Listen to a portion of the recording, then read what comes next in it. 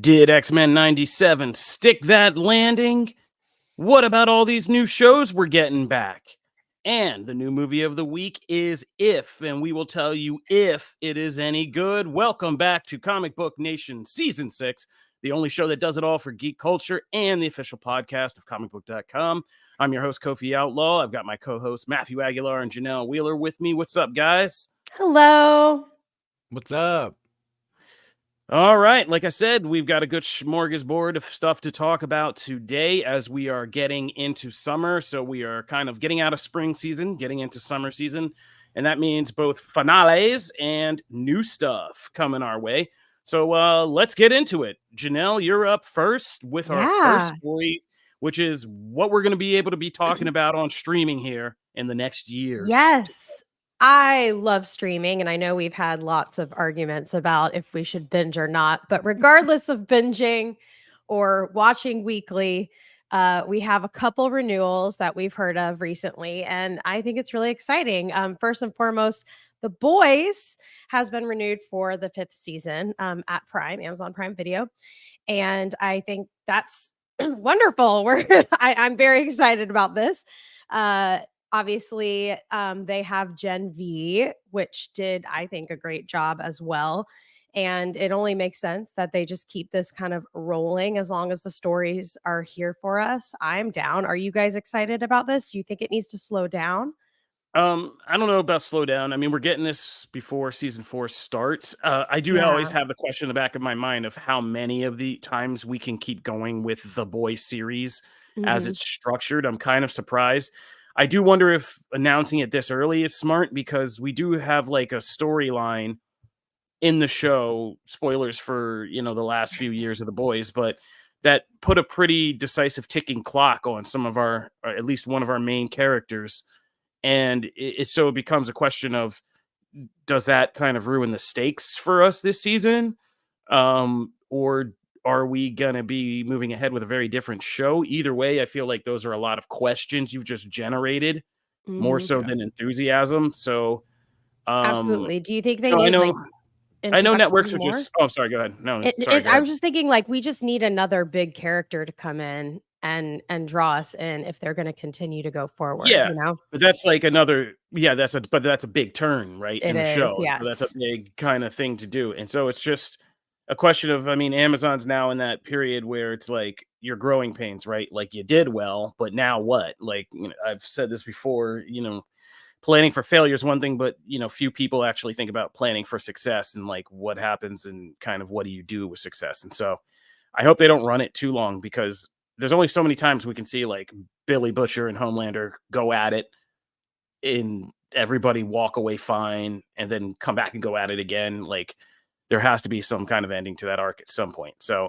but The Boys has proven to be a whole universe. So I don't think this main series should be your only lock-in. There's so many ways to take it. A sequel series, a spin-offs everywhere. There's a lot of ways to play in this universe.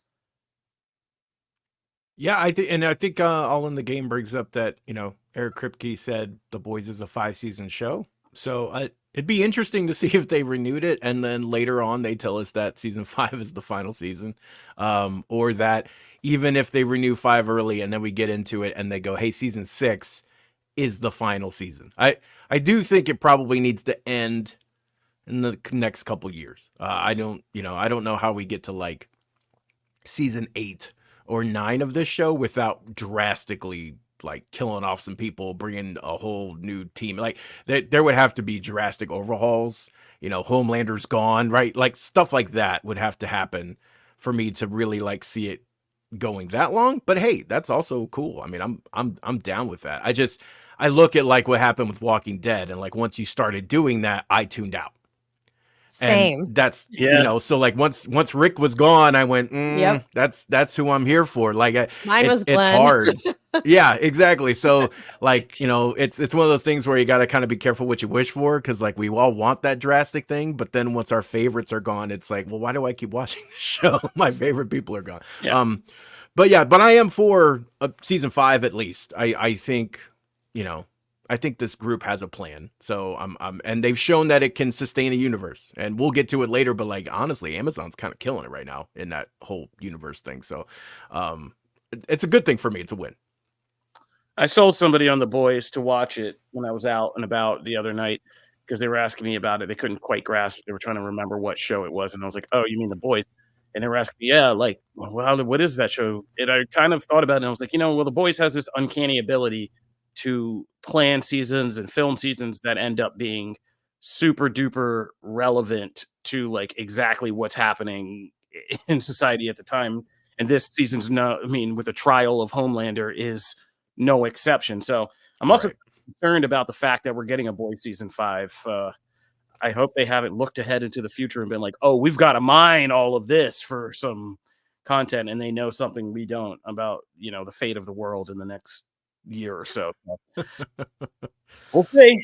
We'll at least be there to laugh about in front of the TV. Yeah. So let's keep it moving. We have some more. Amazon show. Yeah, Amazon. Yeah. So, staying in line with Amazon, we've got another renewal that I'm interested to hear what you guys think of. Mr. and Mrs. Smith is renewed for season 2 at Amazon Prime Video. Love it. I never got into this, so I'm cautiously optimistic on this. My biggest pet peeve was the 2 actors in the lead role. I just didn't buy that there was chemistry between them. And there have been sources reporting that they will not be returning. This hasn't been confirmed by either of the actors' representation or even Amazon, but there's grumbling saying that Donald Glover and Maya Erskine, there we go, aren't coming back for season 2, which is that's a bold choice to me. So what are you guys thinking about this? I mean, they left it on a cliffhanger. I got through it because the show did build a buzz, and it really did kind of slow roll. And I can't fault it because I think you and I were both not high on the show at all. And we kind of took an L in that respect because it didn't have promotion. People didn't know about it, but it did spread through word of mouth.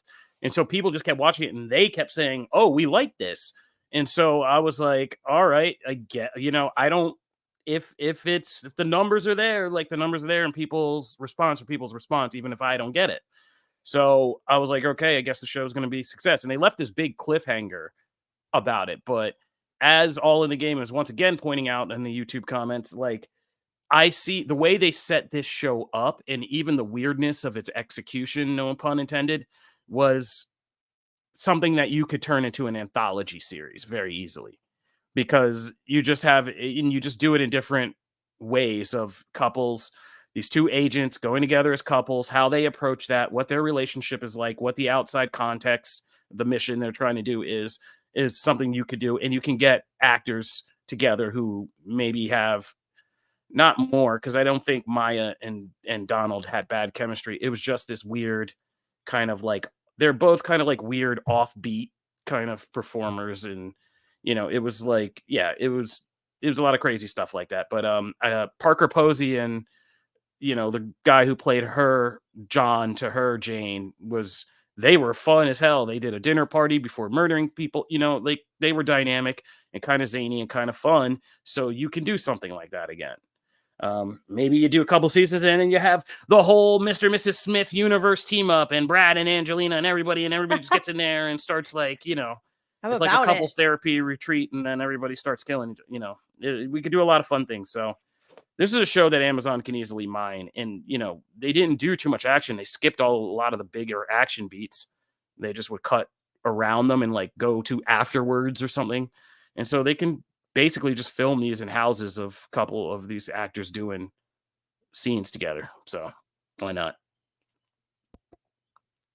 Yeah, I fell asleep during that first episode. I remember that because I was like, God, this is so boring. I was just and outside from that first part of the episode, by the way, I have a siren so going off in the background, so don't mean that if you hear me muted later, that's why. Yeah, I didn't stick around. I made it about halfway through and I went, okay, I'm done. Like it didn't click with me.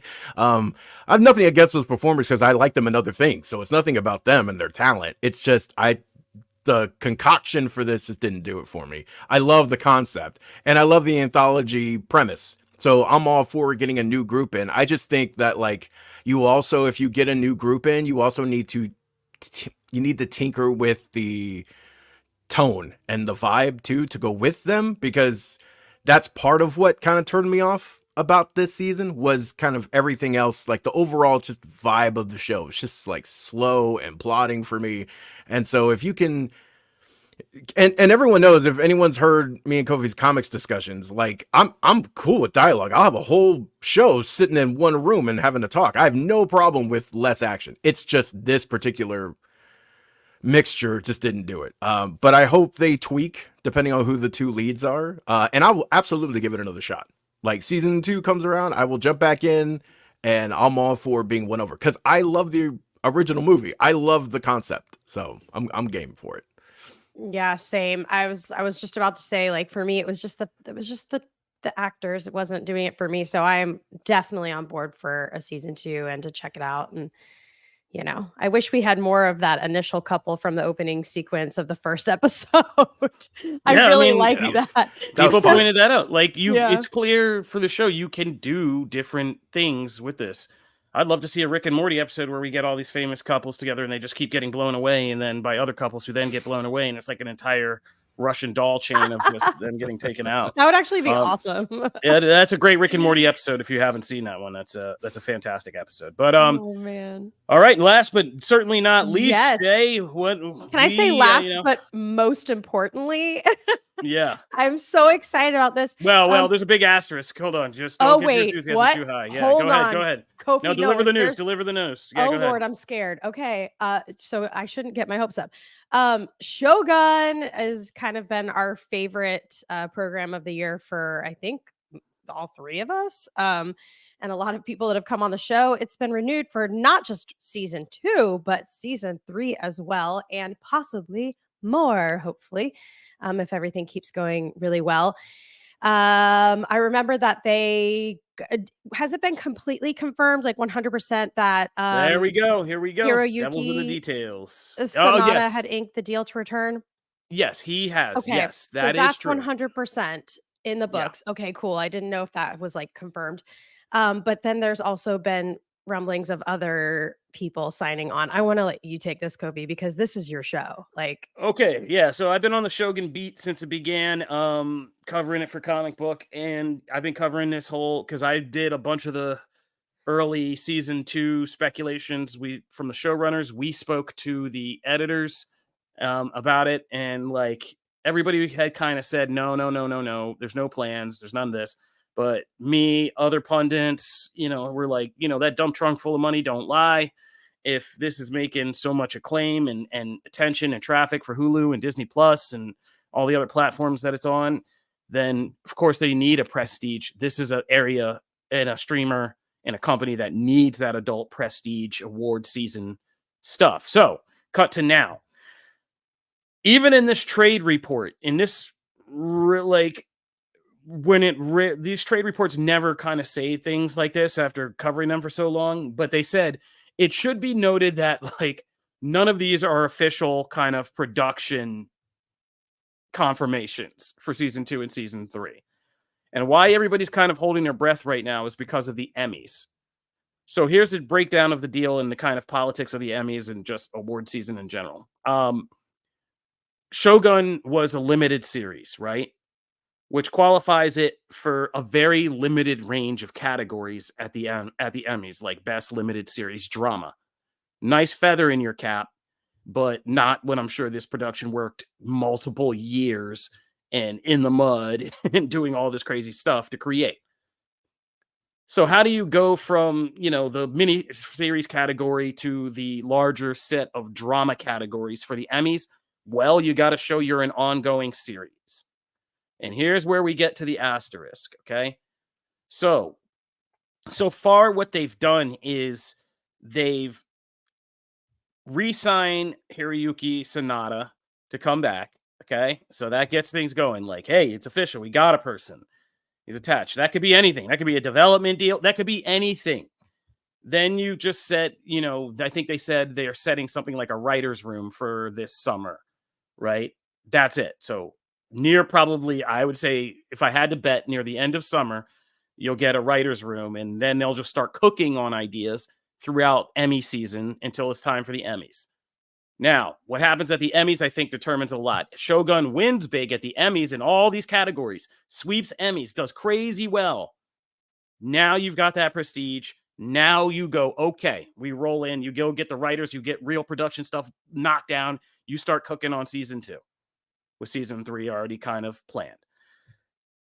It does okay. People forget about it. It's not there. Suddenly we're getting reports that after the Emmys that, development on Shogun season 2 and season 3 is either stopped or turned into something else or something like that.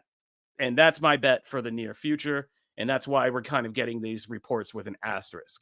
It feels like they're doing just enough to qualify for the Emmys and do that without having to fully commit the money, resources, and people to actually starting on these new seasons yet. But that's just me. I'm just a guy. You're the guy, though. You kind of know your stuff on this, especially Shogun. I kind of feel like we follow your lead on this, not only with the story because you have such a background with the books, but also like you are kind of, I don't know, taking the pulse on behalf of Comic Book of what's actually going on. So I believe what Kofi says when it comes to this stuff. Just give me my own Magneto was right shirt. That's all I ask. When they take me out, just get my own Magneto was right shirt. So that's what's happening with Shogun. But I mean, if it happens again, I've said I'm down for it. I don't think it has to be Shogun like we were getting. It could be the continuing adventures of Yoshi Torinaga and them or something like that. But there is definitely more meat on this bone for me. Really? Yeah. Okay, because I thought you would be more... I know at one point you were kind of scared about that because there wasn't more material. Yeah, I was. Directly from the book. Okay. I was. I'm not lying. Yeah, you're not wrong about that. And I'm so you're less trepidatious now? Okay. So it's but I think I trust the team. Like, I feel like this team is so kind of like internationally balanced and like they know what to do, that they would find some kind of interesting inroad. Oh, we didn't even note, but like they said they did lock down the Clavel estate. So like Clavel's granddaughter or daughter or whatever was an executive producer and helped out with this show. And so this Clavel estate is going to still be involved. So we'll just get the Clavelverse, I guess. But, I mean, there's still authenticity to this that I trust for the show to continue to be great. Okay. All right. I mean, arguably House of Dragon see how this works. Like, I mean, we also forget like House of Dragon is kind of proving something. We don't need George R.R. Martin to finish those books anymore. Yes, we saw the L's that happened when we went past the books in Game of Thrones, but we also saw the good stuff that happens when we've just separated from him and done other stuff with House of the Dragon. So so I'm leaning on that. Well, that's kind of what maybe is that a little bit what Amazon's hoping for their next project, which I'll get into here.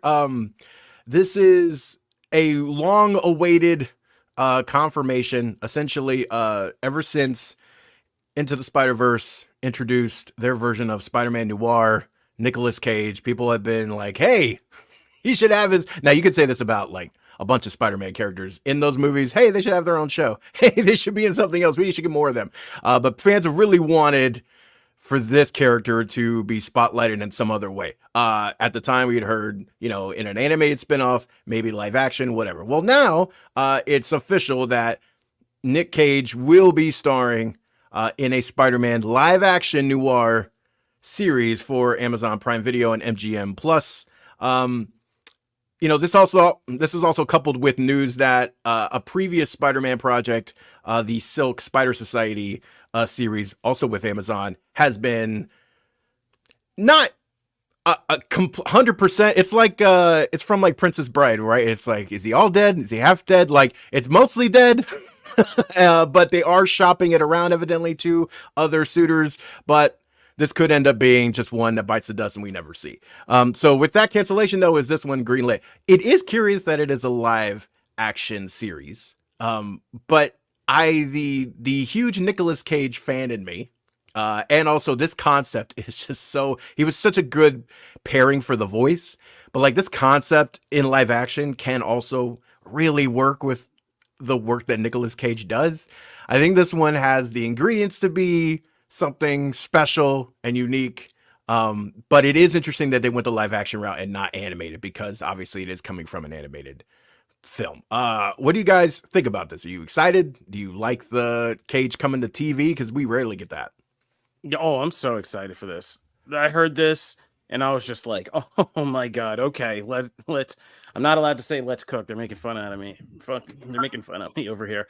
But let's go with this, because I'm imagining Nick Cage in Sin City, right? Like that's what first comes to mind. And Sin City had, wonderful actors like Bruce Willis and Clive Owen and our girl Ahsoka, Rosario Dawson, and it was so much fun. And even having Elijah Wood play the creepy Kevin, the murderer guy. Like, so when you do that kind of comic book noir stuff, it's really fun to do. We even did a little bit of it with Werewolf by Night, right? So I hope it's just, and Cage is like weirdly hitting his stride right now. Like nothing this man has done in the last, I'm about to pull up his filmography if I even have like the data space. Like nothing that he's done in the last 5 to 10 years has been like terrible. I mean, he's just been he's just been doing good stuff on the side. I mean, from Pig, which was like one of my favorite movies. If you've never seen Pig, go watch Pig. It is so. I hope the Nick Cage we get in this is the Nick Cage from Pig. If you don't know what it is, it's about a man who supplies restaurants with like the best truffles in the world, and he gets them because he has a pig that he's trained to specialize to hunt for truffles, and these guys come and steal the pig from him. And so it becomes not a John Wick quest, because he's not a fighter. It's not an action movie, but he's this kind of like broken restaurateur, famous ex-chef who like washed out or something. And he just goes on this dark quest to just visiting people at like restaurants or different parts of the restaurant industry, the people who, hustle food and buy them from farmers. And then, he goes through this whole worldly thing just with this intense conversations with people where he just scares people or like breaks people down in conversation to the point where they're just like, okay, and like point him to the next thing. And he just systematically goes until he can find his pig. That's the whole movie. And it is wonderful. And Nick Cage is like haggard, unwashed, like just quiet, looks like a homeless man throughout the whole thing, but is so like intelligent and like this master chef and like knows everything about food and like how to break people down. And I hope that's what we get, because he is doing so good right now in all of these. Willy's Wonderland, Prisoners of Ghostland. Yes, the unbearable weight of massive talent. Even things like the ones you don't probably see, Butcher's Crossing the Old Way, Renfield, not a great movie, still a great role for him. Sympathy for the Devil, Dream Scenario, which was fantastic. That was on like my award short list last year. It's such a wonderful, like it's a movie for our time. People start. Wait, I remember seeing the trailer for that. Schlubby ordinary guy, and people start having him appear in their dreams. So he becomes like a viral sensation because of this. And that's what the movie's really about. It's about the price of like fame in the digital age. Because at first his life is like awesome, right? He becomes a rock star. Like girls want to sleep with him. He has all these fantasies. But then like people are coming to him because the dreams are weird. Sometimes he's murdering them. Sometimes he's like doing horrible things to them. And so he begins to get the full range of fame. And he's just like this normal small town guy who has no idea what to do with all of this because he's no control over it. He's just going through his life, and people just coming up to him are like, you know what you did to me last night? And he's like, no. And he's like, what? And again, Nick Cage. Anyway, we're just going on a Nick Cage kind of. I mean, even in his bad movies, even in the bad movies, he's so good. I'm very excited for this series. Definitely. Yeah. It's going to be fun. Janelle, how are you feeling about this? I don't know. I don't know. I guess you guys just pumped me up, but prior to this conversation, I was just kind of like, needs more information, man. Just needs I don't know. Nicolas Cage has become such a meme, at least in like the Twitchiverse that I'm in. I Oh, for know sure. that it's been difficult for me to like really take anything that he does seriously at all. And like uh I'm hoping that this will be like his moment back, like strong acting. I don't know, just something. Listen, nerds love him. I'm a nerd. Spider-Man, we'll see. I'm so hesitant to get excited about anything without way more information because I have done this so many times on this podcast and then I look like a idiot sometimes. So I don't know. I mean, I'm excited, Hey, but we've I'm all not. done it. Yeah, I know. I know. We all have with We've different all done it, things. man. We've all eaten crow on this thing. Yeah. It's And fine. if it was like something that I was like a super fan of, I probably would because, like The Crow or something, I was a huge fan. But obviously, like Spider-Man content, I'm still scarred from Madam Web.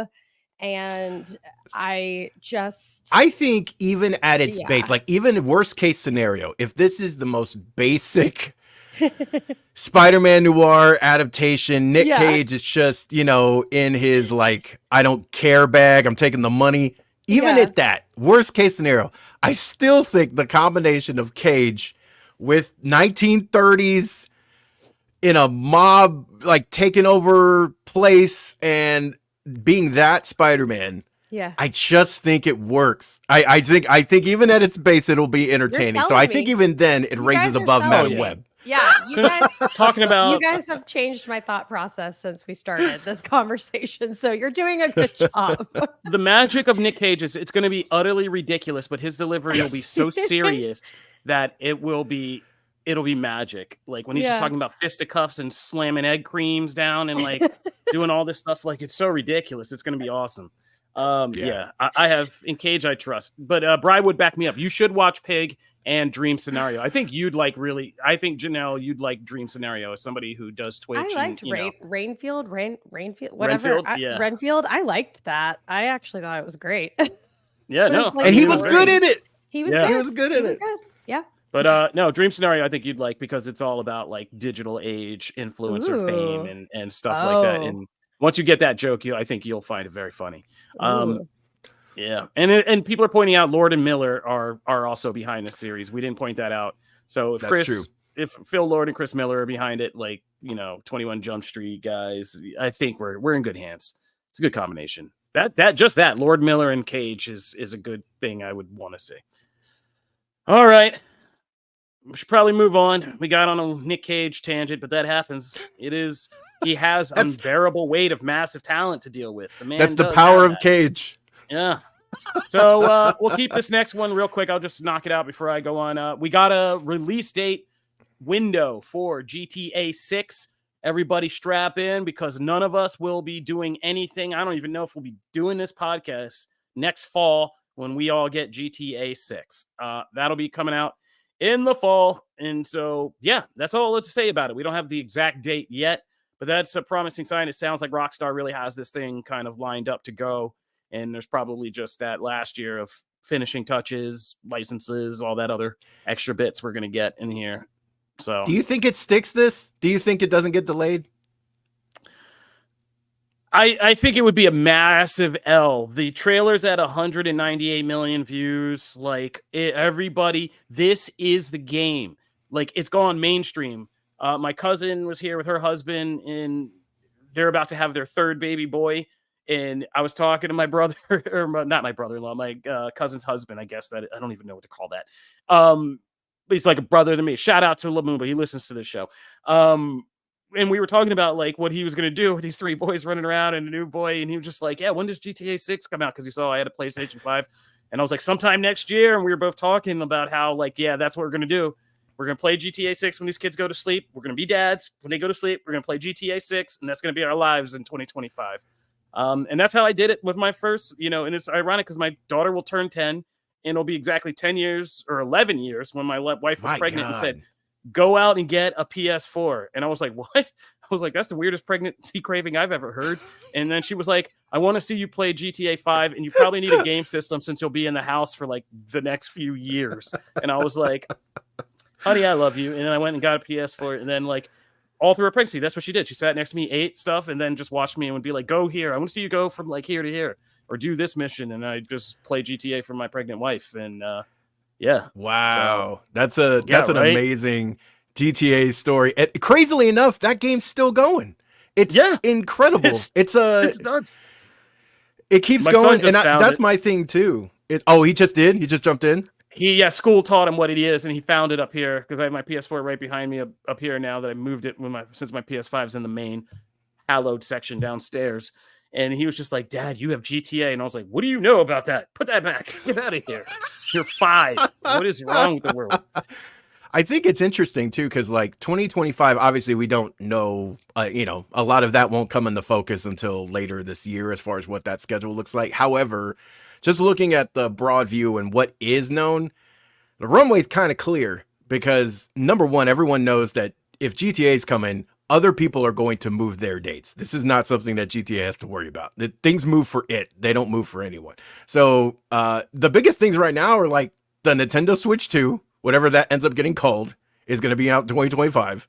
And then Elder Scrolls 6. Literally like the two biggest things that'll happen. And one is a console. Like that should tell you the the level of like where GTA is in the in like the dialogue of everything. So I mean it's kind of insane. I am looking forward to it, and it's probably going to be another 10 years after this releases, because they've shown with GTA 4 they can just keep that going on the online side. They just keep, I mean, people just check that in every day. It's nuts, and they've kept support up. I just have been burned so many times over the last 4 years by delays. I've seen every game get delayed, and it's like it's weird now if one doesn't. And we've seen people stick the thing of like, what was it, Starfield? Like, hey, 11/11, putting our flag down, we're good. And then, oh, hey, it's 6 months or 4 months or whatever. I don't know. I'm still kind of wary if it's actually going to hit that date. But, we'll see. I hope they can. If anyone could do it, GTA can. Yeah, I mean, it's a massive rollout. It'd be such an L, but companies overpromise all the time. And you can only beat those poor coders so much before they just give out. So like, yeah, we'll see. I hope they hit it, because if they do, like I said, fall through the holiday season next year, it'll be over. It'll be shut down. So Janelle, are you excited? You can return to Florida whenever you want. And dude, I freaking love Miami so much. I love Miami so much.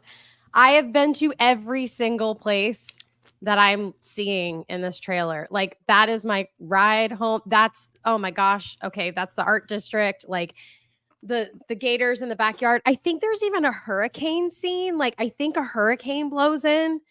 I mean, yes, I'm going home. I'm on my way. Yeah, this is awesome. I'm so excited. I love the twerking. Listen, I learned how to twerk in Florida. This is awesome. Please. I did not learn how to twerk in Tennessee. Okay, I learned how to twerk in Orlando, Florida. That statement's too real, but I can't. We're going to move on, but that's a very real statement. That might be the realest statement I've ever had. You should put that on a t-shirt. That's our first lady merch twerking item. on top of the car, Janelle, in case you're listening and not watching. On a shirt, like arms flex, being like, I didn't learn it in Tennessee. I learned it in Florida. I'm still trying to learn how. I don't know how. Yeah. Go to Florida, Miami specifically. Tennessee, this is the land of the longbacks over here. Is not the place to learn it. It wasn't a thing when I lived in Florida yet. It wasn't a thing. That's how old I am. Yeah, it's crazy, Dude, right? I learned You think about 7th grade, so I don't. What? Yeah, Florida. No, Miami and Florida, and Miami and Florida. Them have been on this for a long. Uncle Luke. This has been like, that's right. Okay. We, the rest of us, we kept it contained. Yep. Florida was a boot that we kept a nice sock like stuffed in the top of for a long time. And then people took the sock out, and then it all just exploded everywhere. And then wow, man. 2 Live Crew was getting banned in the late 80s, early 90s. Yes, The Miami, that scene was crazy. I've learned so much from this segment. Yeah, this game might take I feel like this game is going to take us society apart. I already feel like we're headed that way. Just conversation about the trailer has been like, we're learning new things about each other. Yeah, it's But Amazing. great. Florida, the game, is hilarious to me, and there's so Much much of it better that than is Florida gonna the be song like, from Taylor Swift. Okay, like I am team oh, the game, oh, not the Ta- song. Taylor Swift is going to be She's in a never even building been to one. above our studio one day in the CMT building, coming down like, why am I catching Wait, such I haven't strays from heard this nerd Florida. show? I haven't Oh heard that song. God, it's Okay. Well, now I gotta go listen. Now Grand I gotta Theft go Auto listen. is a better reflection of Florida. Oh boy. Ooh. You never know where the grenades are going to come. Comic Book Nation. We're getting up there in time, so let me just say, let's knock out our last part of this early segment, which is talking about the Rings of Power Season 2, bringing it all back. I guess Amazon, we need Amazon sponsorship on this show at this point. Seriously. Yeah. So this new trailer for the Rings of Power has come out. Just real quick, I wanted to get you guys' early impression of this, because this is again, I feel like another Halo show. This was like the other Halo. Like, first season came out, we were like, kind of a mess, but there's promise here. I think this show had the promise in the back half. Like, it was like the last 2 or 3 where we were like, okay, this is cooking now. And we were like, this is doing some good stuff. You know, Mount Doom explodes. Then we've got the Sauron twist. Like, this is interesting. So like Halo, I feel like there's space to get a really good, more focused second season out of this. I felt like this was a pretty good first trailer because it's basically coded to tell us, like, you're not going to waste your time on any of this, like, little Hobbit BS anymore. Like, we're going to be getting, stuff's going to get dark. People are going to get fighting. And, you know, there's a villain in this. We know who's who. We know what's what. And we're going at it. And this, if you know, remember, I don't do the Tolkien thing. Shout out to all the Tolkien PhDs. I don't try to step on your toes. But from what little I do know about the second era, I believe this is, of Middle Earth, like, this is when stuff does start happening. You know, Sauron starts attacking. He starts creating these different things we'll see, like the spiders and the orcs start coming back, and all of this stuff starts happening. And there are skirmishes and stuff, because there is the whole journey of them learning that these rings they've created are a trap. And that's kind of the arc of this second season. You can already see is them learning, oh, we all get sucked into using these rings, and then, oops, it's a trap. And, you know, the few that learn and are able to adapt, because a lot of these kings and all, this is the point where, like, a lot of these kingdoms begin to fall, right? Because they do get corrupted. And so I have a little more faith in this season, and this was a good first trailer and smart. But I think the question I put in is for you guys: do you feel like it's too little, too late? I think in our citing our previous discussion about Mr. and Mrs. Smith too, and also what you brought up about Halo, because I think that's a really good comparison, is that I'm pretty much game at this point to give a show a second shot in a second season. Especially if you show me in your trailer that you are kind of pivoting and shifting some things to address issues with the first one. My problems with the first one were, like, it was fine, right? I didn't hate it. It was whatever. It was just like, man, like, not a lot happens, and there's like a lot of characters like I don't seem to really care about, and like it's just it took a while for that thing to really come together. So it was never production values. It was never other stuff. I was interested in, like, the overarching story and things. It's just, there was a lot of that. So if season 2, you're going to tighten that up and do what Halo did in season 2, Halo season 2 is fantastic. So I, will not at this point not give it another shot. I will jump in, and this trailer does look promising. So I'm all about it. Like, give me an excuse to jump back in. I want to like this stuff. So I don't think it's a little too late.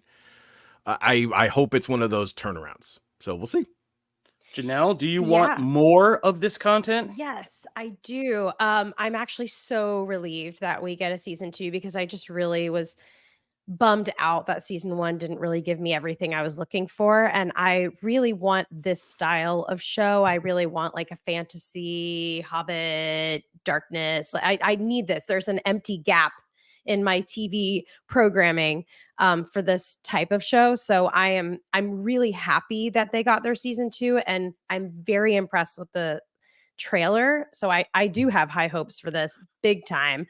And I'm the same with Matt. Like, no problem. I'm back on board. We'll give this a go. As soon as it drops, I'm watching it. even if they make me binge it. What? And and yeah, I'm about it. I'm very excited. And really though, this trailer looks awesome. I don't think you're gonna have no, this is gonna be a weekly for sure. Yay! Also, it's hard for me to remember the before 4 times, but did they listen to us? Did Amazon listen to the show and listen to us? Because I feel like we were the ones. No, we did a show that was like, it was basically comparing, because didn't they air this first season when House of the Dragon, the first season was going on? Yes. Right. And we were the only ones, I think, who stood in that gap and were like, you guys are ridiculous for this. Like, you just killed your own show in a way. Like, thinking you were going to come out and go against Game of Thrones was insane. And plus, you overloaded everybody on a genre we do not need to be overloaded on. If you had spaced it out, and that's what we said, we all three said on this podcast, if you spaced it out, if you had it organized so that House of the Dragon or Rings of Power went first, then as soon as we got that fantasy taste in our mouth and one season ended, the next show came along, that would have been probably good for everybody. And so that's exactly what we're getting this year, because House of the Dragon starts in June. It'll probably end, and then we'll have a little break, and then we'll get Rings of Power right after that going into fall. Ooh, much better.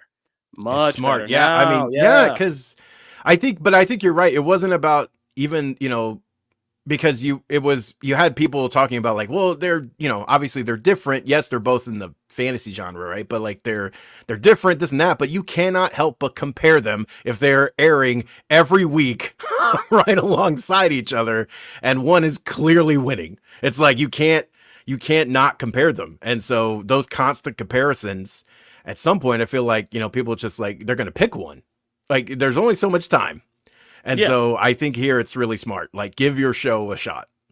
Yeah. And people will get into this, and then, or they'll be like having House of the Dragon hangover and wishing for more. And then this will come along and it'll be like, all right. You're not a 9, but you're a 7. And right now the bar's closing, and this sounds like a good idea. So let's do it. And so I think that could help. I mean, Rings of Power look like a little more prettier, a little more handsome in that light. So we'll see what happens. All right, let's take a break, because when we get back, we're going to get to our main event topics. We have a new movie with the family friend film, or is it If? And we got to, you guys have really messed me up today. And we got to talk about X-Men 97's finale. Stay tuned.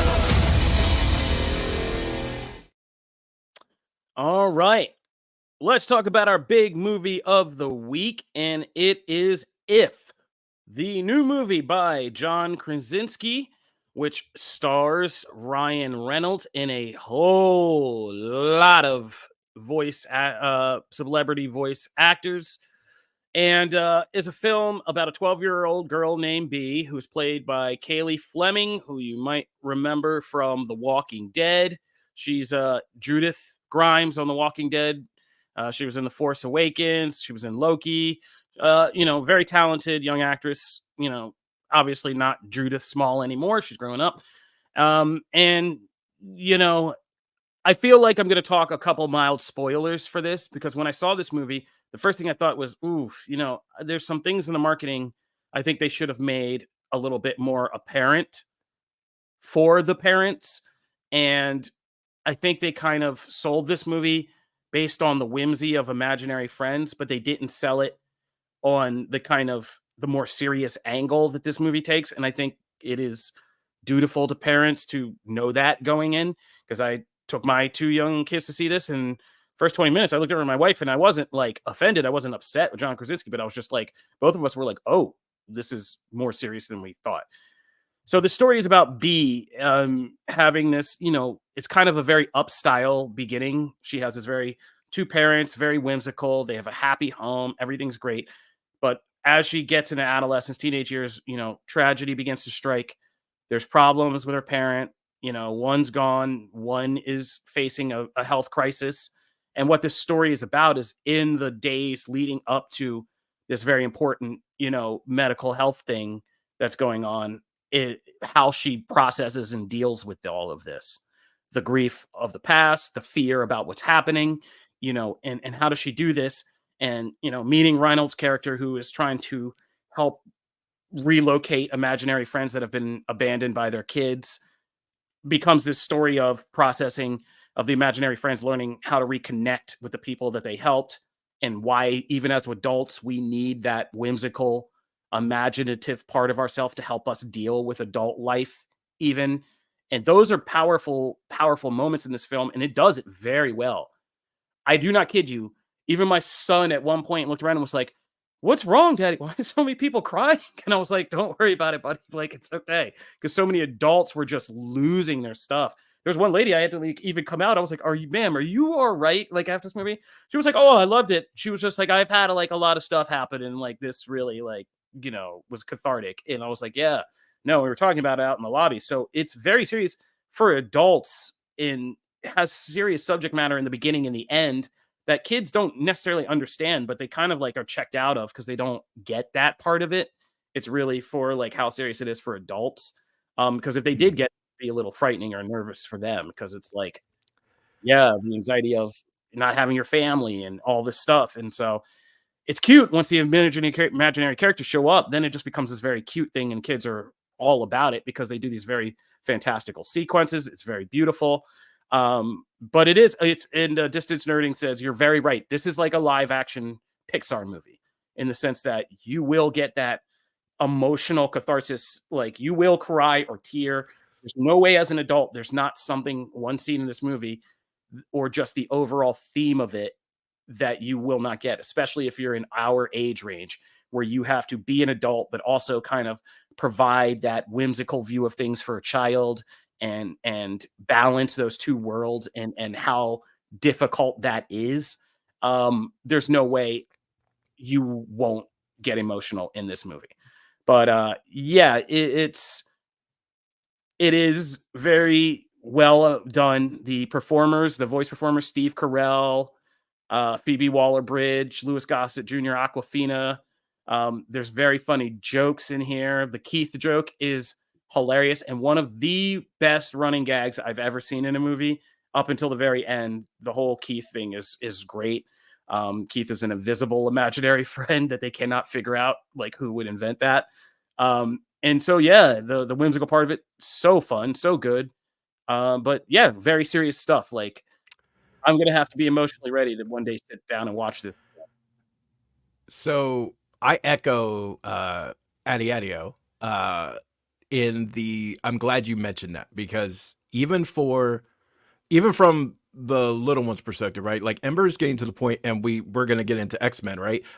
During the X-Men finale, because she watched it with me, and I had to skip ahead of some parts, right? Because Bastion scares you a little bit, but there was actually it's the more emotional parts, and she'll ask me things like, "Why are they sad?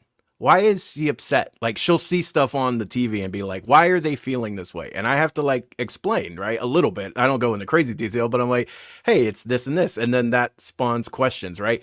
And when you get empathetic kids, they see people hurting and they want to understand why, and you have to get into some of those conversations. So, number one, from a kids thing, because I agree, the trailer does not paint that at all. I would not have gotten that at all from that. And it's one of those things too, where even for adults, there was, you know, speaking of Disney, like my mom, I thought like, oh my God, I want you to see Coco because Coco is amazing. I love that movie. But there are things that subject matter that it deals with death and grief and things like that, that are like, were at the time, especially really raw because we had just lost someone. And so when that can overwhelm an experience, it can overwhelm a movie. Because someone's just not in that space, right, yet to be able to process that. So when you know going in, it makes a difference. You never have to spoil what it is or this and that or whatever. But like, Up wrecked me when I saw that. Like when I first watched Up, it wrecked me. But I was in a place where I could handle it. And I knew that something was going to happen already that you need to be prepared for. So it is like really worth it to know going in, like, hey, you might need to prepare some certain people depending on where they are in life before they go into this. So as well, I will be going to see this because that sounds like the things I loved about Christopher Robin. That movie wrecked me too. You know, there's moments of that, especially when you're like talking about like leaving your, you know, adolescence and innocence behind and some of those things. That's a great movie for that reason too. So I am so in on this. I am all about it. To Krasinski's credit, I mean, the movie in its theme, he gets, and it's a really, really well done idea that there are pieces of ourselves as adults that we deeply do miss, that we regret losing, and that every adult, we don't talk about this, but we have that part of us. It's something from when we were younger that gotten either beaten or traumatized or whatever out of us as life went on, or somebody left or something, you know, whatever it is. And reconnecting with that part of yourself is, you know, something we don't get to do unless we put in effort to do it. And kids are a great method to do that. But a movie that speaks to that this is very well done. So nothing to take away from John Krasinski. They could have done a version of the marketing where they let you know a little bit more that it was serious, and then just been like, you know, frame the imaginary friends as ways of dealing with serious things. And I think that might have been a little bit more fair to us. But yeah, still a well done movie. All right. Final topic, the one we've been waiting for, the one I'm excited to go into.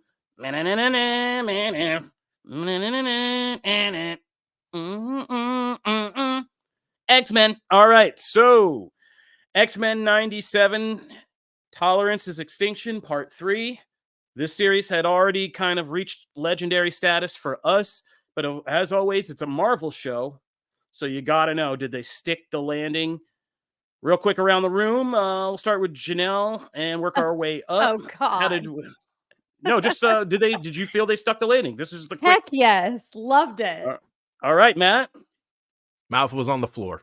All right, yeah, and me, like, yeah. I was having a conversation in a bar party, crowded, that turned into X-Men conversation, if you can believe that. And we were all just talking about. It was a very diverse crowd. We were just talking about the brilliance of seeing what Beau DeMaio's unique imagination and take on X-Men, and we've said it on this show, but having a person from actual minority communities, I love Chris Claremont, but like there's certain ways that Beau DeMaio gets inside these characters and their plight and their themes. And I was just blown away by what I saw from the way the episode started, and that whole storyline, that whole very coded storyline between Xavier and Magneto, where half of us were just like, would you two just kiss already and like get out there and do what you need to do? And which again, always when you go back and look at it now, you're like, yeah, these comics, I've read a million of these comics where it's Magneto and Xavier, and it's like, but this show's the first time I realized like the conversational metaphor. I'm so dumb, sis over here. And I was just like, all those conversations where they're just like, yeah, we have the secret and we can confide in each other. And like, you know, and I was just like, oh man, this made me feel that like way more than the 20 times I've read this in comics. This show made me really feel that in their bond and like how much they care about each other and all of that. And so then that was the slowest part of the story. And it was that powerful. And the rest of it was just insane from there, from insane action sequences to just how much deep cuts we pack into this one episode, which is what we're going to spend pretty much the rest of our time talking about. And it never loses that kind of hokiness. Even though it's doing so well in seriousness and stuff, it still has that hokiness of the original animated series in portions. Whether it's just like cheesy kind of comic stuff that happens that you can't explain, like Phoenix showing up for 0.5 seconds just to handle one tiny problem and then disappearing. I mean, I see stuff and I rolled my eyes, but that's comic book stuff, right? That's X-Men comic stuff. That's half a Fall of X right now. So I didn't mind all of that, but yeah, what a powerful finale. And the setup for season 2.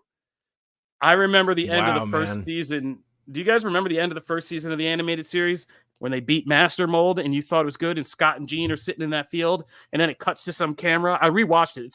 It's so horrible and cheesy now, but and you just see the camera and it's like, Sinister knows what the future holds. And every one of us was like, oh my God, no, give us season 2, Mr. Sinister. And like, this just was like, oh, you think that was good? Boop, boop, boop, boop, boop, boop, boop.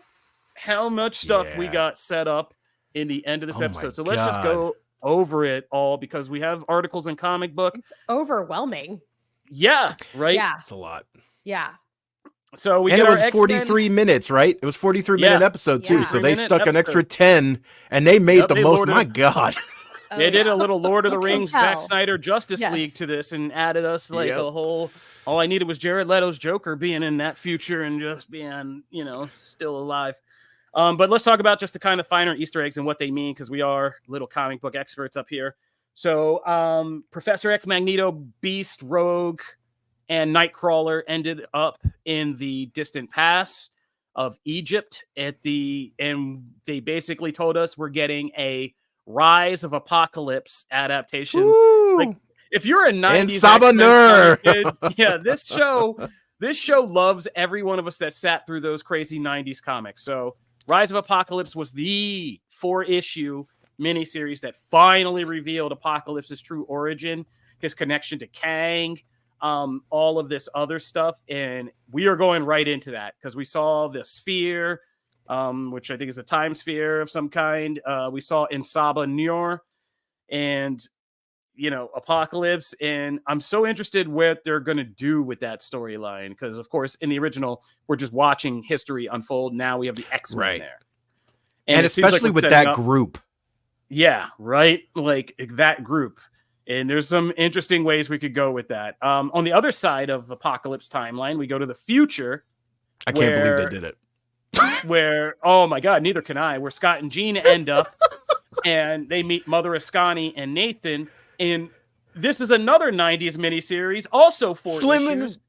It's called The Adventures of Cyclops and Phoenix, which was the weirdest title for like the darkest Stephen Ha comic of Slim and Red, baby. I cannot believe they did that. Slim and Red. So Janelle, we've never gotten into this portion of Cable's origin. If you guys don't know the origin of this podcast's whole concept when Janelle came on was we were going to take Janelle, who we said, do you know anything about X-Men? She was like, kind of. And we're like, cool, come on this show. And we're going to teach you Cable's origin story. And I was like, who's Cable? Yeah. And then we started telling her stuff and she was like, please, stop. And then she was like, I can't. And so we just kept her on the show to keep going on until her knowledge grew, until she would understand all this. Yeah. So one chapter we've never gotten into is the chapter in the comics in the 90s where Cyclops and Jean had their minds transported out of their honeymoon while they were swimming in the ocean, sent to the future to inhabit the bodies of these 2 other people. They named themselves Slim for Cyclops because that was his nickname, and Red because of Jean. And they raised Nathan from like a young child until he was old enough to pick up a gun to start cabling things. Jean taught him how to use his psychic powers, but they never told him it was them. And then they got transported back to their regular bodies, and they knew they raised Nathan, but he had no idea it was them for a long time. So that's a part of Cable's origin. His parents, and that's just part of the onion, kinda in another body. Yeah, and they prepared him for a war with Apocalypse because that's what he was supposed to do in the future. Oh, and Mother Ascani is his sister from another timeline. Sister. Yeah. She's Scott and Jean's daughter from the Days of Future Past timeline. So Rachel Summers, baby. Yeah, Rachel Summers, Phoenix 2, is that old woman that greets them. So that's another Also, one of their Cable kids. doesn't know that either. Nope. Cable has no So- idea about that either. So complicated family. But yeah, that's the Summers family. So we're getting Adventures of Cyclops Phoenix. We're getting Age of Apocalypse. And then we're taking it into the dreaded 2000s. The first half of the 2000s of X-Men comics were a dark time. A very dark time. 2005 was House of M, where Marvel basically was like, we are tired of dealing with you mutants. We're getting out of here. Yeah, and so they nearly killed off all of them. And when E-Day, or was that M-Day? Was it E-Day, M-Day? Yeah. M-Day. Yeah, when M-Day happened, Apocalypse came back and was like, come back to your Lord and Savior. I'm back. And he was like, I'll get us through these time by, smacking these humans across the face. And he came back with 4 new horsemen. And one of them was your boy, Gambit. And he had silver hair, black skin, red eyes. Still highly questionable on a Creole scale, but we won't get into that. But yeah. And Gambit became the new Horseman of Death. Now, this was all so embarrassing that Marvel gave the whole keys to Grant Morrison and let him kill 16 million mutants, and we're like, kill everybody and start this whole thing over with new X-Men, but like a year later or so. But this was a dark, quick period. We don't talk about it like Bruno, but yeah, we're going to get this adaptation of Blood of Apocalypse was the storyline in the present day. And Bishop and Forge are going time hopping. So this is all getting real crazy. My God, man. It's so much, but it's so good. Oh my God, it's so good. I didn't think they would touch on that so soon. And I didn't think they touched on that at all. I thought they'd find some way to kind of work around it, but no, we're taking that head on. And that is insane to me. I cannot believe that we're jumping into all of that. And I, at this point, have complete faith that they will knock it out of the park. They haven't gotten it wrong once with any of these stories. Bastion here is better than Bastion in the comics. Far better. Like Operation Zero Tolerance was far better. I mean, that started off really well, but like the way that all ended and who Bastion became after that got so muddled, and this was 10 times better. So I think Age of Apocalypse could be better. Adventures of Cyclops and Phoenix, they already made one change, which is just bringing the actual people in, none of this body jumping nonsense. That's they true. just Yes. brought them, so that's already an improvement. And Blood of Apocalypse, I'm interested to see, and it feels like this is all one big chess game, right? Because Cable, Apocalypse, history, time, present day, what it does for present day is all one big timey-wimey. And Bo DeMaio referenced a Star Trek at the finale as one big tease. A Star Trek the Next Generation episode when the crew gets caught in an infinite time loop that they're trying to break and they can't because they keep cycling through the same things. So this could be a Doctor Who-y, timey-wimey, each side affecting the other. My only question is, where the hell are Wolverine, Storm, and Morph? Right, they're in the present. Right. Are they? Or are they somewhere else? There's so many questions. Yeah, I assumed they were in the present. But I will be very intrigued to see, because I would actually like someone to stick around in the present just so we can kind of get continued movement on that story. But Feral Wolverine, where's Feral Wolverine? Oh boy, yeah, we gotta see Bone Claws, man. We gotta see Bone Claws. It's coming. I mean, they set it all up, right? I mean, the fact that and also, at this point, I almost have faith in them to do everything. So, bring in Strife. Let's go. Let's let's do this. We're gonna do it. Let's do let's really jump in, because there's even more craziness that they could do, and I implicitly trust this team to get it right. It's insane. Yeah, and the commenters are on it. I didn't know half of this, and I've been working on X-Men stuff for the last 3 days. Man, this is why you need the live show. Bo DeMaio apparently has tweeted that Wolverine and them are in another timeline, so we might have to see that. That could be interesting. I wonder which one. Also, Gates McFadden, Dr. Beverly Crusher from Star Trek, was the voice of Mother Iscani. I did not read that. I did not know that. Yes. So that's pretty dope. Okay. And Eddie Riemann pointed out, too, that it was, I didn't notice it in the episode, but it was also cool that, they didn't even, T'Chaka is Black Panther. Yeah. Right? T'Chaka That's a is still cool. Black Panther, yeah. Yeah, that's a really cool, there's just so many little touches. And also, too, I mean, look, we got the Marvel cameos, seeing Peter and MJ, standing in front, having Daredevil be there, Cloak and Dagger. made a Yeah, that oh was my crazy. god. And Daredevil had his own mini arc of getting his butt Yeah. whipped and still trying to like hang in there his whole episode. It's like, but that somebody contacted me on the site. This has gone so mainstream that every week I get like my cell phone, which I try to keep on unnerded as much as I can, like in my messages, like messaging me about stuff.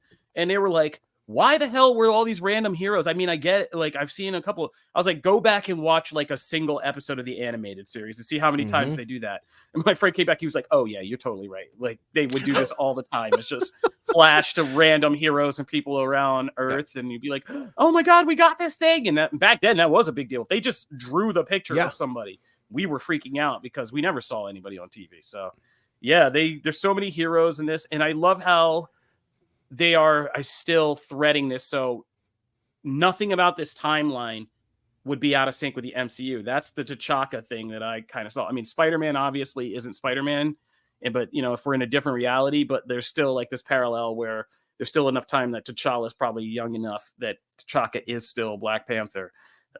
Little details like that, the Watcher stuff that, keep your eye on. But I also lost my mind at the Alpha Flight and Psylocke cameos.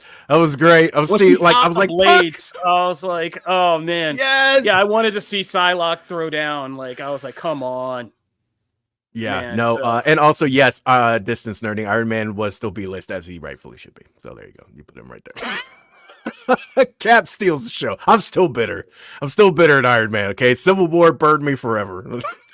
Yo, that wasn't just Iron Man though, which I love. That was Iron Man from that old Iron Man animated series. Force Works. Yeah, like the one that used to come on my affiliate station, like back in the late 90s.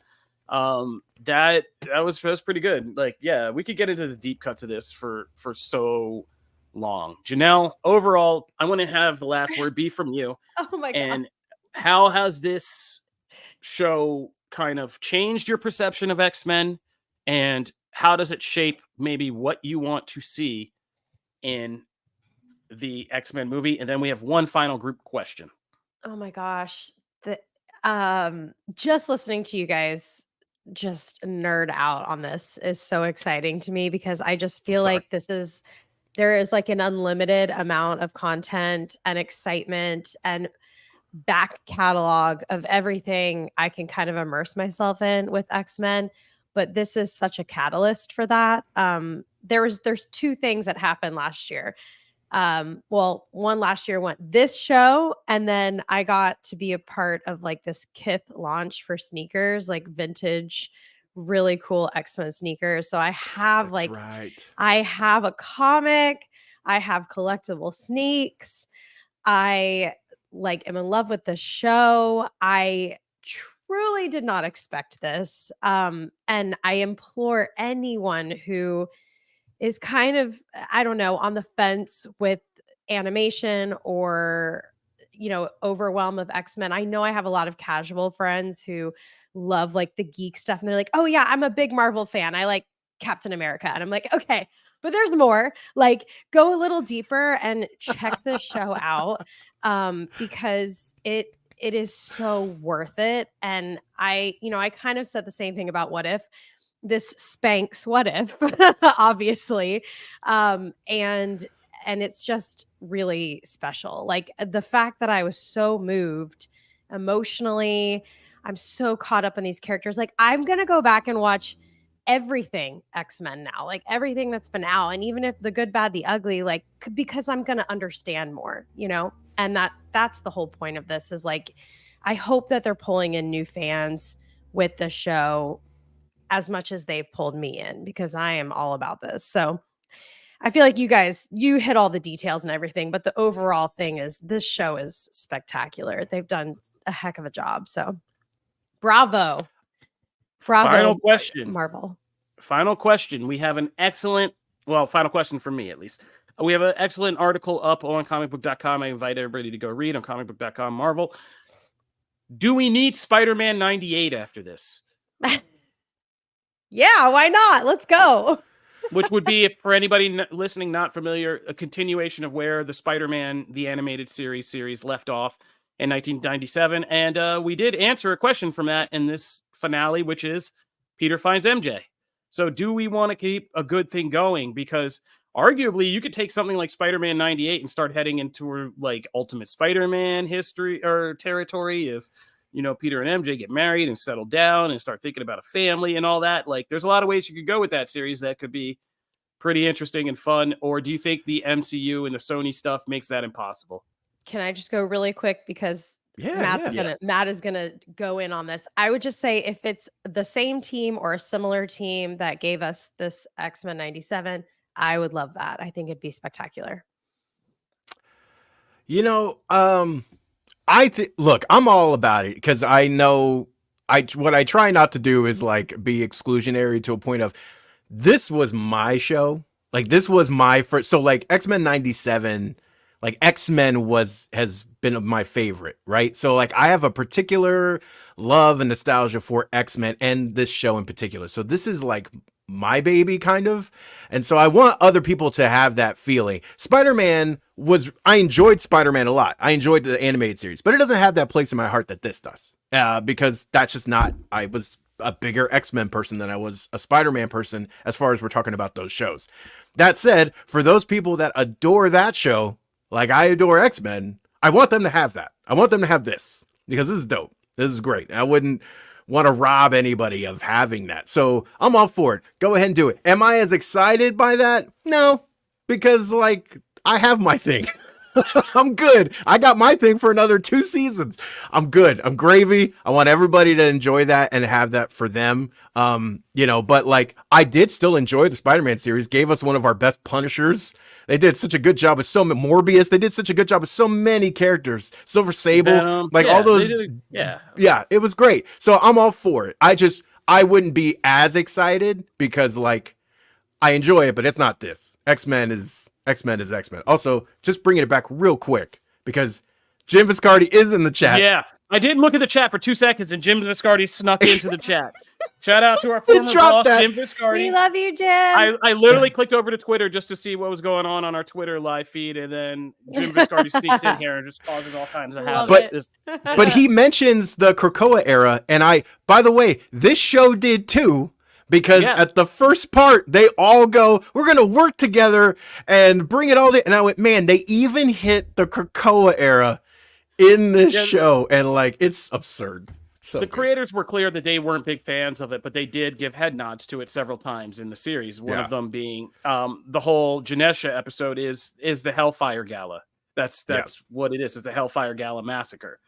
Which just happened in the comics. Sinister fighting Jean, which we've never seen in the comics, is also the thing that's being set up in Fall of X. So there are these kind of nods to it, but I mean, it'd be interesting if we got full Krakoa era of some kind. We're doing the timey-wimey. Mutants need a place, right? If you got to pick between Krakoa and Utopia, you can't. An animated show is not doing both of these. They're going to streamline them in some kind of way. Oh man, but right? Okay, well, if I have to choose between that, I'm a lifelong defender of Utopia. Oh no, so I will do Utopia.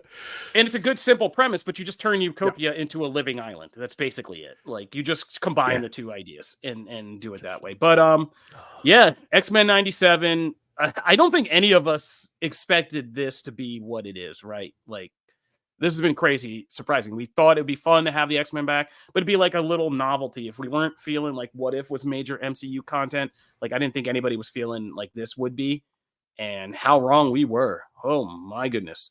So, shout out to the X-Men. Oh. Shout out to Jim Viscardi. Did you see that comment from Just 15 Bricks? That is a really good point. He says Batman the Animated Series needs his treatment.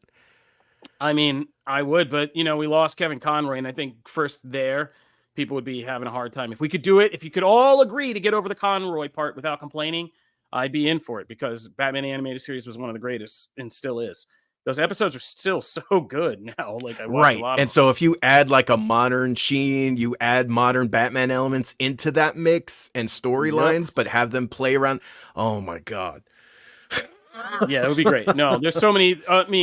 Just a Batman the Animated Series Court of Owls 3-part saga would be insane. Yes. The Talons, the whole thing, like in that world, like it'd be insane. So many other things we've read. Batman the Knight, like doing that whole arc. would be kind of really insane. Like, oh man, there'd be so many things we could do. That's true, Distance. Yeah, Nick you're and right. I mean, Damien, Cape Crusaders here. Amazon could do that. We'll wait and see. But yeah, it would be interesting to kind of go back to that well, get Denny involved like 97 is, but then also bring someone in that can give it that modern you know, Matt really Reeves like would actually be diverse good. thing. Yeah. Matt Reeves would actually be good at doing a Batman the Animated Series in that kind of style, you know. Hey man. All right. We got to get out of here. We could nerd out on this all day. Shout out to everybody on the Comic Book Nation team. We have a whole series of shows you guys should be aware of. Anime Initiative is our anime show that's really popular with the anime crowd, with Megan Peters, Evan Valentine, and Nick Valdez every Tuesday. Which you can find live, because we're separating things. We've kind of got some things on audio. We want some things on audio. We want some things on video. So we're kind of moving things around a little bit here. Next couple of months, I guess I got to start preparing you. This live show will go to a new time slot. We're getting in a new studio, new time slot, a lot of changes. Stick with us. But yeah, Anime Initiative on Tuesdays. Matt does the pull list on Wednesdays with the biggest comics talk that you can find on the audio feed. Then on Thursday, also on the audio feed, you can get Quick Save, the gaming podcast that Matt, Logan Moore, and a bunch of other people involved with comic book gaming come together and talk about. We have a very popular Is Xbox Dead? You heard me. Is Xbox Dead episode that people have been loving. Yes. Matt just did talk because Eddie also asked about Assassin's Creed and Assassin's Creed Shadow, and Matt just broke that down, I believe, on the last episode of Quick Save yesterday, which is now on the audio feed. So go check out that if you're looking for the Assassin's Creed talk. Guys, we don't forget about this. We literally just had a show where we do it all, but we couldn't do it all. So we just put some of these subjects into our other shows. So just go download those other shows, and we have a whole segment about Assassin's Creed if you're looking for that gaming news. And did I forget anybody? We will also be doing a bunch of bonus episodes, starting with, we were going to do one for the boys, and then we thought none of us want to get sucked into the political, social comment threads of Twitter and such for that. So you guys could talk about that on your own. We're going to be back with Jamie Lovett, and we're going to start kicking off our sci-fi focused segment with an Acolyte after show. So we will be talking about Star Wars, The Acolyte, when that show drops in June the 4th, couple weeks here. So all my Star Wars nerds, grab your stuff, because I'm taking you to the High Republic with me. So we'll be talking about The Acolyte. And I believe that's everything except the live show every Friday, where we get to do a show with you guys, which is, you know, the difference. That's the most fun of the live show, is us getting to bring you guys in the show, talk about your comments and what great commenters we have. So shout out to Adio, Distance Nerding, John Brown, Eddie, All in the Game, Just 5 Bricks, Torch, some guy named Jim Viscardi, Jimmy Viscardi. Yes. Shout out to him as well.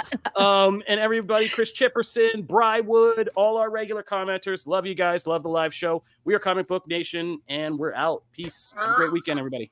Jesus.